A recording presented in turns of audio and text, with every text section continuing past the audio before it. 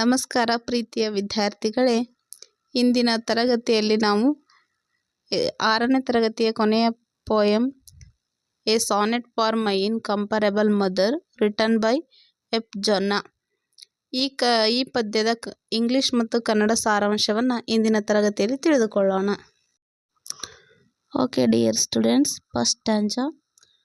The speaker of the poem says that she has imbibed many qualities from her mother. She ponders over her childhood because she is a mother now. She has come to know the pain and pleasure taken by her mother during her growth. Her mother worked hard and never spent time in idleness. She lived and faced life with fun. Okay dear students, second stanza. The poetess remembers her mother's sacrifice, devotion, love and tears. She has dedicated her life. Her mother raised her without any difficulty. She looked after her every need. She spent her energy on her total development. Dear students, third stanza. Mother's love is beyond comparison. The love given by the mother made her strong and felt secure. Her mother arranged the marriage and she set her free. Now the poetess remembers everything and she wants to be like her mother. We find that the poetess shows her affection and admiration for her mother.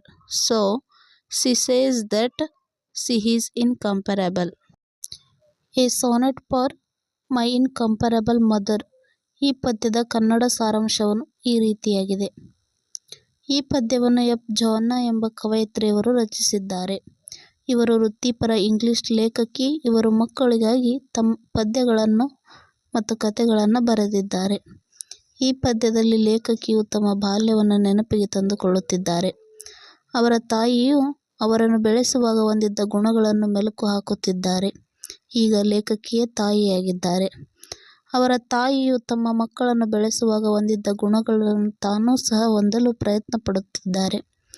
ಅವರ ತಾಯಿಯು ಹೊಂದಿದ್ದ ಗುಣವನ್ನು ಮೆಚ್ಚಿಕೊಳ್ಳುತ್ತಾ ಪ್ರಶಂಸಿಸುತ್ತಾ ತಾವೂ ಸಹ ತಮ್ಮ ತಾಯಿಯನ್ನೇ ಅನುಕರಿಸಬೇಕೆಂದುಕೊಳ್ಳುತ್ತಾರೆ. ಈ ಪದ್ಯವನ್ನು ಸಾಂಗತ್ಯದ ರೂಪದಲ್ಲಿ ಎಂದರೆ 14 ಸಾಲಿನಲ್ಲಿ ಪ್ರಾಸಬದ್ಧವಾಗಿ ಬರೆದಿದ್ದಾರೆ. ಈ ಪದ್ಯದಲ್ಲಿ ಯಾವಾಗಲೂ ತಮ್ಮ ಬಾಲ್ಯವನ್ನು ಮತ್ತು ತಮ್ಮ ತಾಯಿಯನ್ನು ನೆನಪಿಸಿಕೊಳ್ಳುತ್ತಾರೆ. ಈಗ ತಾವೇ ತಾಯಿಯಾಗಿ ತಮ್ಮ ತಾಯಿಗೆ ತಾನು ತಾಯಿ ಎಂದು ಹೇಳುತ್ತಿದ್ದಾರೆ. ಈಗ ಅವರಿಗೆ ತಾಯ್ತನ ಎಷ್ಟು ಕಷ್ಟ ಎಂಬುದು ಗೊತ್ತಾಗಿದೆ. ಅವರ ತಾಯಿಗೂ ತಮ್ಮ ಮಗಳನ್ನು ಬೆಳೆಸಿದ್ದು ಮತ್ತು ಅವರ ಬಾಲ್ಯದ ಮೋಜು ನೆನಪಾಗುತ್ತಿತ್ತು.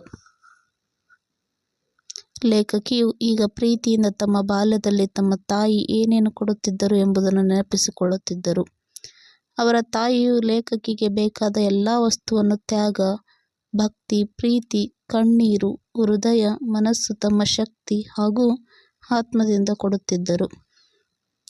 ಈ ರೀತಿ ಎಲ್ಲವನ್ನೂ ವರ್ಷಾನುಗಟ್ಟಲೆ ಕೊಟ್ಟಿದ್ದಾರೆ. ಮಗಳನ್ನು ಬೆಳೆಸಿ ದೊಡ್ಡವಳನ್ನಾಗಿ ಮಾಡಲು ತಮ್ಮೆಲ್ಲ ಸಮಯ ಮತ್ತು ಶಕ್ತಿಯನ್ನು ಭಕ್ತಿಯಿಂದ ತ್ಯಾಗ ಮಾಡಿದ್ದಾರೆ. ಲೇಖಕಿಯು ತಮ್ಮ ತಾಯಿ ತಮ್ಮ ಮೇಲೆ ಸುರಿಸಿದ ಈ ಪ್ರೀತಿಯನ್ನು ಸ್ಮರಿಸುತ್ತಾ, ಅದು ಎಂದೂ ಸೋಲುವುದಿಲ್ಲ. ಆ ತಾಯಿಯ ಪ್ರೀತಿ ಎಂದೂ ಬದಲಾವಣೆ ಹೊಂದದೇ ಇರುತ್ತದೆ ಮತ್ತು ಕುಗ್ಗುವುದಿಲ್ಲ. ಅವರ ತಾಯಿಯ ಪ್ರೀತಿ ಅವರಿಗೆ ಜಗತ್ತನ್ನು ಎದುರಿಸುವ ಸಾಮರ್ಥ್ಯ ಮತ್ತು ಸಿಹಿಯಾದ ಸುಭದ್ರತೆಯನ್ನು ಕೊಡುತ್ತದೆ. ಅವರ ತಾಯಿ ಜಗತ್ತಿನ ಎಲ್ಲ ದುಃಖದಿಂದ ಅವರನ್ನು ರಕ್ಷಿಸುತ್ತಾಳೆ. ತಾಯಿಗೆ ತಮ್ಮ ಮಗಳು ತಮ್ಮಿಂದ ಪ್ರತ್ಯೇಕವಾಗಿ ಜೀವನ ಸಾಗಿಸುವುದು ಕಷ್ಟಕರವಾದರೂ ಸಂತೋಷವಾಗಿ ತಮ್ಮ ಇಚ್ಛೆಯಿಂದಲೇ ಯಾವ ನಿರ್ಬಂಧವನ್ನು ಹೇರದೆ ಕಳುಹಿಸಿಕೊಡುತ್ತಾರೆ. ಅವರ ತಾಯಿಯ ಪ್ರೀತಿ ಅವರಿಗೆ ಜಗತ್ತನ್ನು ಎದುರಿಸುವ ಸಾಮರ್ಥ್ಯ ಮತ್ತು ಸಿಹಿಯಾದ ಸುಭದ್ರತೆಯನ್ನು ಕೊಡುತ್ತದೆ. ಅವರ ತಾಯಿ ಜಗತ್ತಿನ ಎಲ್ಲ ದುಃಖದಿಂದ ಅವರನ್ನು ರಕ್ಷಿಸುತ್ತಾಳೆ. ತಾಯಿಗೆ ತಮ್ಮ ಮಗಳು ತಮ್ಮಿಂದ ಪ್ರತ್ಯೇಕವಾಗಿ ಜೀವನ ಸಾಗಿಸುವುದು ಕಷ್ಟವಾದರೂ ಸಂತೋಷವಾಗಿ ತಮ್ಮ ಸ್ವ ಇಚ್ಛೆಯಿಂದಲೇ ಯಾವ ನಿರ್ಬಂಧವನ್ನು ಹೇರದೆ ಕಳುಹಿಸಿಕೊಡುತ್ತಾರೆ. ಆದ್ದರಿಂದಲೇ ಲೇಖಕಿಯು ತಮ್ಮ ಒಳ್ಳೆಯ ಪ್ರಯತ್ನದಿಂದ ಪ್ರತಿನಿತ್ಯವೂ ತನ್ನ ಮಕ್ಕಳಿಗೆ ತನ್ನ ತಾಯಿ ಹೇಗೆ ನಡೆದುಕೊಳ್ಳುತ್ತಿದ್ದಳೋ ಹಾಗೆಯೇ ಇರುತ್ತಾಳೆ. ಲೇಖಕಿಯು ಪ್ರಯತ್ನಪೂರ್ವಕವಾಗಿ ತನ್ನ ತಾಯಿಯ ಹೊಂದಿದ ಗುಣಗಳೆಲ್ಲವನ್ನು ಅಳವಡಿಸಿಕೊಂಡು ತನ್ನ ಮಕ್ಕಳನ್ನು ಬೆಳೆಸಲು ತನ್ನ ತಾಯಿಯನ್ನೇ ಅನುಸರಿಸುತ್ತಾಳೆ.